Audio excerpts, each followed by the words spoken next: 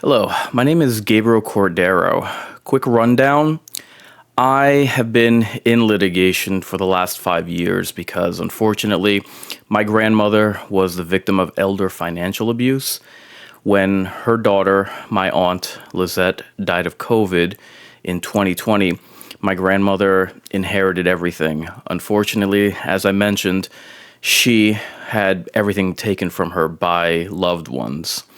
I have been fighting for her for the last 5 years because she can't fight for herself. Now, the reason for this video is, thank merciful Christ, the news actually covered this last month, which I was very grateful for. However, the reason for this recording is I wanted to do a reaction video just because it was picked up by Univision, Spanish news. So I wanted to give my thoughts in a live reaction as well as a translate for those who don't speak Spanish. So let's say we get right into it.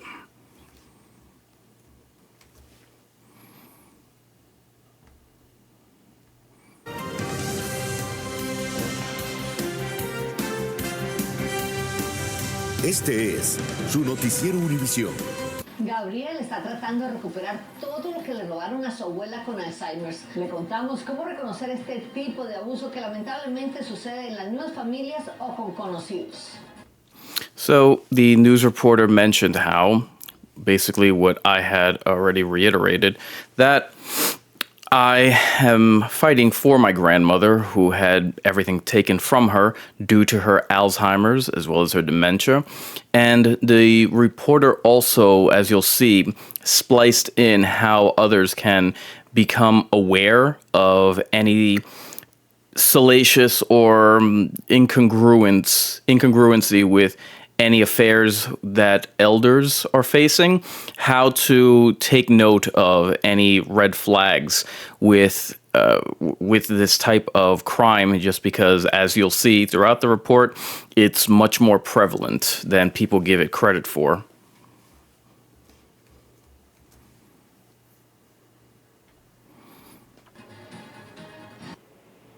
Y vea esto, un televidente denuncia que la casa de su abuela fue vendida aprovechándose de su estado de salud mental. So the anchor mentions what I had already said, that my grandmother's estate, her home, was stolen, sold immediately after she had inherited it. Garner nos cuenta que ese tipo de situaciones de abuso financiero a mayores de edad es muy común y casi siempre hay una persona cercana involucrada. So the co-anchor mentions how elder financial abuse happens much more than people realize, and usually it is the case that the perpetrator is a loved one or a member of the family. Gabriel nos muestra la foto de su abuela. So here I go to show a photo of myself, my grandmother, and my aunt Lizette. Antes de que desarrollara Alzheimer's y de que su tía, la que la cuidaba, muriera de COVID. So, as the news reporter mentioned, this photo was taken even before my grandmother was diagnosed with Alzheimer's. And my aunt had died of COVID back in 2020, and she was my grandmother's caretaker at the time. Ahí comenzó la historia, básicamente. Sí. Asegura que la casa que su abuela heredó de su hija fallecida desapareció rápidamente. It's a crying shame that all of this happened. I don't want to whittle all of this down to dollars and cents. However, this is where we find ourselves. Everything that was mentioned just now was describing the amount of the theft, or as you saw from the photos, what specifically was stolen. And it is a crying shame that this lovely home of my aunts that my grandmother inherited, stolen and sold within less than 3 months, if I remember correctly. And it's such a shame that my aunt's first home, the reason why she moved out to Arizona, the reason why she took custody of my grandmother. Unfortunately, this was denied her, and my aunt didn't even have her home for 5 years. And when my aunt bought this home, she had 2 extra rooms in mind. This was she bought this house with her mother, my grandmother, in mind. That it was, and she said it when she moved out. She was going to establish herself, buy a home, and then do the right thing and take care of her mother. So, again, I don't want to just focus on property and bank accounts, but you have to understand that this home, as I mentioned when I first did my video, alerting the internet about what's going on, this to me was more than just a second home. This felt like my home away from home. This felt more like my home than my own hometown. And obviously, eventually it would have had to have been sold, but the way it was done and the criminal way that it was gone about, and the fact that the proceeds, the money, didn't even go to my grandmother. To this day, and even looking back at this home that I had visited, that I had flown out and visited 3 times since my aunt had bought it, it brings back fond memories, but also I feel crestfallen because it serves as a reminder of just all of this ugly business that has gone on, and that a tragedy of COVID was something that somebody else took advantage of. Cuando yo fui nombrado el guardián de mi abuela, yo tuve acceso a la cuenta del banco de ella y ninguno de esos papeles existe donde ella recibió dinero por esa casa. Yeah. So what you just heard was my testimony, how upon receiving legal custody of my grandmother that I had to fight for, I immediately got to work searching out the available evidence to prove what I knew all along, that there had been a theft that had gone on. Sure enough, they're about to mention how much the home, my aunt's home, which was now my grandmother's home, had sold for. But I mentioned just now, my testimony was that I reviewed my grandmother's Chase bank accounts. This house is nowhere to be found. What conclusion would you draw?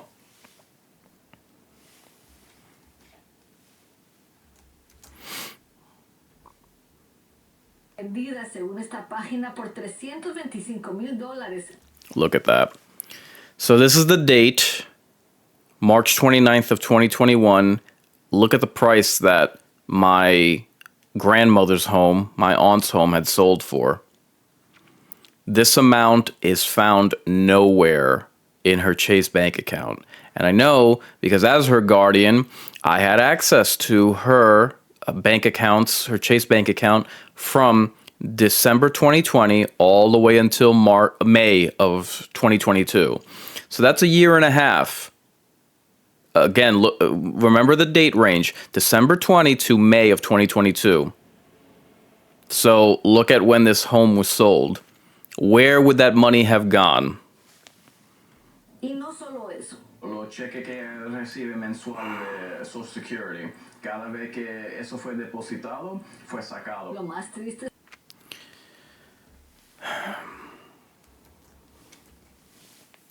So what I just mentioned is that on top of the house that sold for $325,000, what I was able, the transactions that I was able to find on my grandmother's bank account is that she received monthly Social Security.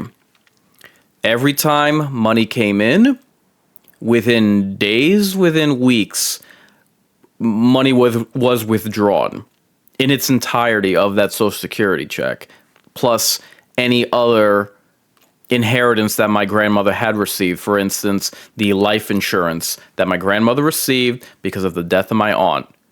It was deposited into my grandmother's Chase checking account in January of 2021. Within 6 days, it was withdrawn in its entirety. My grandmother was taken for everything that she was worth, and I have neither she nor I have had a moment's rest. They're gonna ask me how much of this my grandmother knows, and in some ways it's a blessing that she doesn't realize what it is that was done to her, because it was something truly heinous. And as difficult as this has been for me, she's her and the memory of my aunt, the legacy of my aunt, is why I had to keep this going. Why it is that I cannot let this go, because I have to believe if the roles were reversed, my aunt would fight for me, and my grandmother's all that she's got.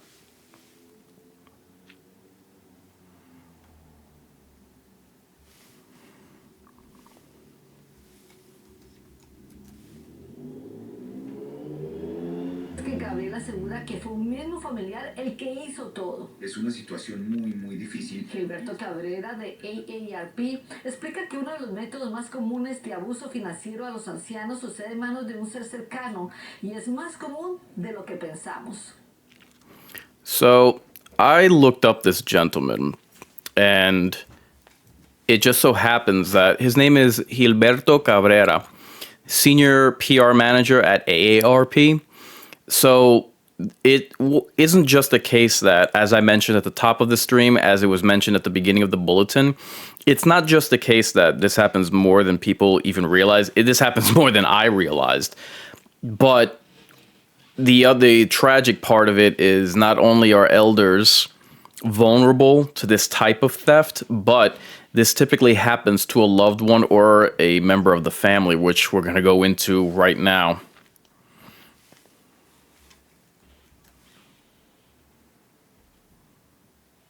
40% de los adultos latinos de todo el país son víctimas de fraude.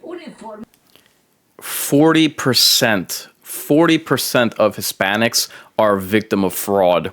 And if that's not bad enough, it's about to get a whole lot worse. So they mention here, this is a report from AARP from 2023. This exploitation happens with elders 60 years of age and older. De la Asociación Americana de Personas Retiradas del 2023 encontró que esta explotación le cuesta a los mayores de 60 años un estimado de $28,300 millones al año. Look at that. This happens, the total amount that's reported in thefts of elders 60 years of age and older is $28.3 million a year. It gets worse. 20.300 millones de esos dólares son robados por un amigo, familiar o cuidador. If that's not bad enough, of the 28.3 million, 20.3 million of this amount is stolen by friends, family members, or even caretakers. So, quick math on this, that's 71% of the time this theft is committed by the people that I just named. Friends, family, or caretakers. One more statistic. 87.5% nunca reportan estos incidentes a las autoridades. Staggering. Alarming, to say the least. And again, I'm actually going through this. This has been my life for 5 years. And this is just alarming. It's shocking to me. It's crazy to think that these are the numbers that we have to look at and to deal with. And the last statistic that she mentioned 87.5% of the time, this is not even reported to authorities. Think about that. Nearly 90% of the time that elder financial abuse occurs, it's never reported to anybody, to the authority, to anybody. And that makes, after what it is that I'm going through, it makes me wonder if one of the reasons why this isn't reported is because it's so expensive to fight. And my God, on top of being difficult to fight this, to gather evidence, to find the means to pay for the litigation, I can't imagine what anyone would go through if the situation was in front of them. And I didn't understand the full breadth of this when I decided to fight for my grandmother, fight for my aunt's legacy. I can't imagine those who have any familiarity or understanding of how much this would cost, how long it would take to seek justice, to gain a favorable outcome.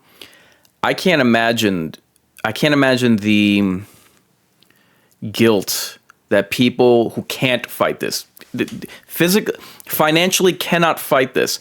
I can't imagine what they go through if they decide to live their lives and they have any measure of regret after the fact. Because, and mind you, I just as someone who is single, I can't imagine someone who has mouths to feed, has to support themselves, of course, has kids, has a spouse. I can't imagine the level of guilt they must have if they have to provide for their family, which is obviously honorable and the right thing to do, but they don't have the means to be able to support fighting this year after year. And while supporting themselves, while working a job, while providing for their families, it would be a Herculean effort to fight this case alone. It would be monumental to be able to balance all of these things. Quality of life, financial strains, emergency payments that are required. It would just be, I genuinely look at that number, look at that 87.5% of the time that this crime of elder financial abuse isn't reported. I have to wonder how many times people just can't fight this and the guilt that they must feel regarding that.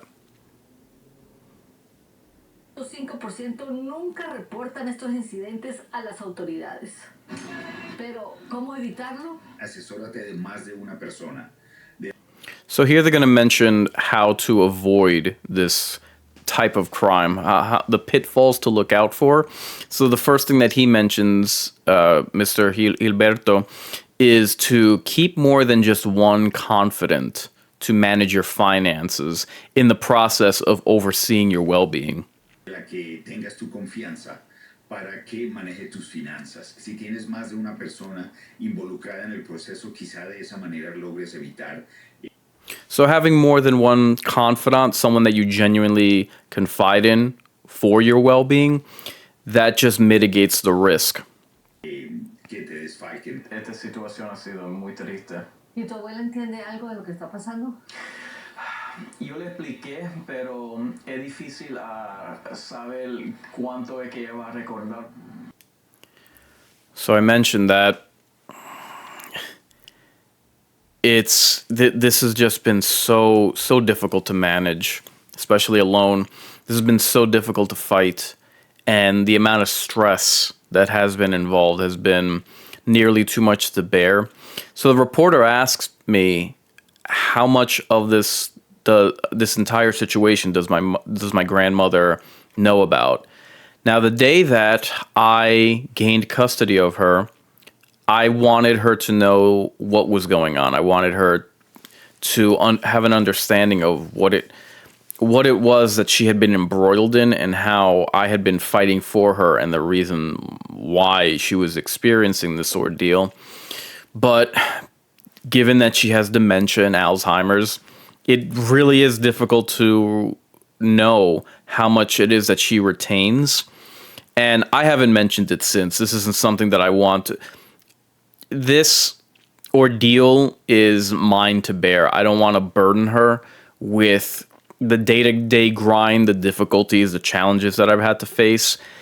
And in some ways, while her dementia and her Alzheimer's was the thing that other people took advantage of, the one silver lining that I can say is that my time with her, when we're together and I'm telling her about my day, or we're watching movies, I'm telling her about what's going on in my life, making sure that she has a smile on her face, going to visit members of my family, making sure that she sees her great-granddaughter.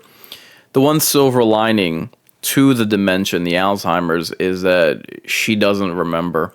That she doesn't remember what it was that was done to her, and it's not on her mind at all waking hours.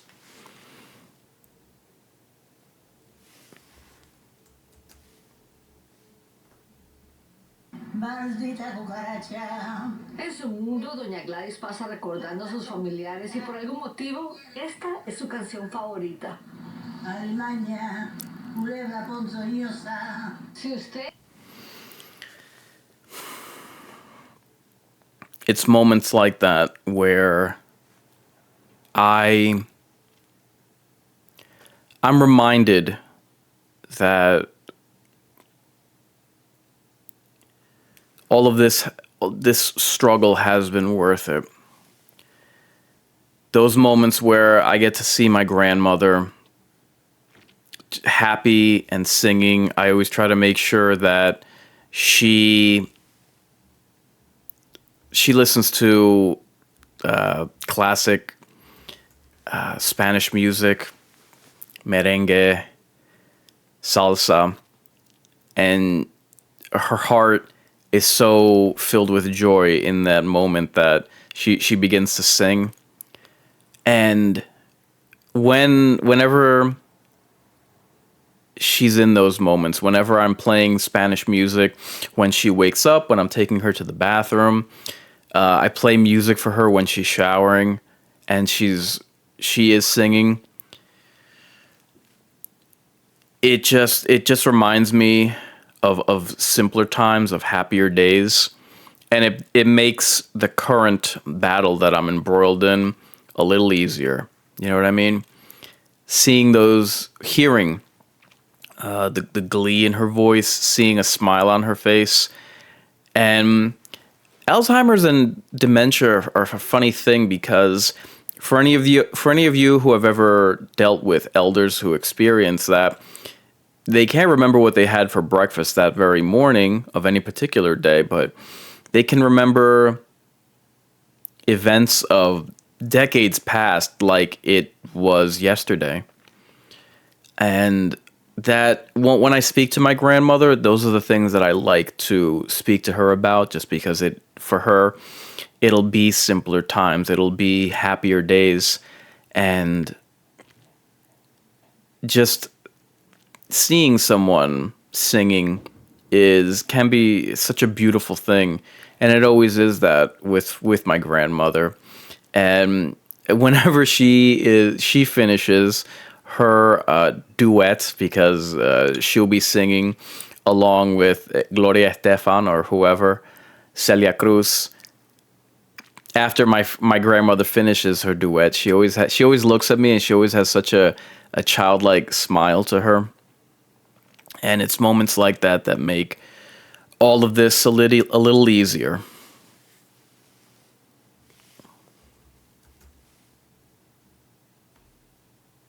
El guardián de una persona mayor, la recomendación es que mantenga un inventario de lo que tiene en su casa. También utilice cámaras para vigilar y mantenga un control sobre sus cuentas. Si encuentra algo anormal, denúncielo con la policía o con la Agencia de Servicios de Protección a los Adultos. Okay, so she mentions that if this is a situation that you ever find yourself in, that it's best to keep cameras within and outside of the house. That's very important. To keep a close eye on finances and to report any strange goings on, anything out of the ordinary to the authorities, and especially to adult DIFUS, that these could save someone's lives. These are things to be mindful of. It's not easy at all. I know firsthand. And while it's very whimsical to say that elder life is a second childhood, if you are a guardian, if you are a loved one, if you are a caretaker of one of your elder family members, you now are their parent. You do need to take precautions, and you do need to be on top of your game with this, because there are so many ways that they can be taken advantage of, financially speaking. They can be, like my grandmother was, they can be coerced into signing documents that they don't know what it is that they're signing over. So in addition to speaking with Gilberto Cabrera from AARP, those are also other precautions to keep in mind.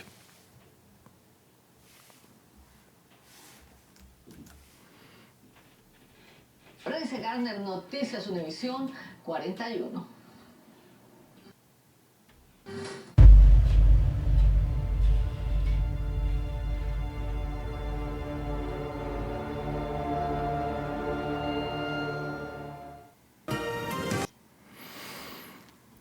So that was the news coverage from last month.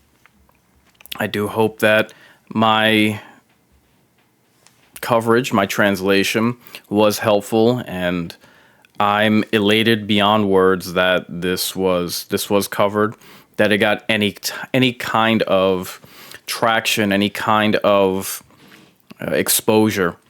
I hope that this scenario that I've dealt with can clue other people into the dangers inherent, that people can keep a watchful, vigilant eye on.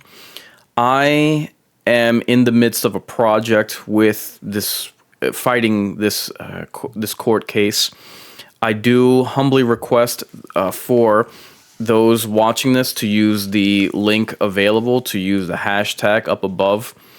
Any contributions that you can give, $25, $50, anything, it will go to care for my grandmother, as well as towards the retainer fee or the consultation for her elder abuse attorney. And thankfully, I'd like to report that I've managed to find a law firm and an attorney who has experience in this. So any donations that you can possibly find, that you can possibly offer, would be greatly appreciated. I do humbly request those watching this, if you can share this video, if you can use this hashtag, and above all else, don't forget Lizette.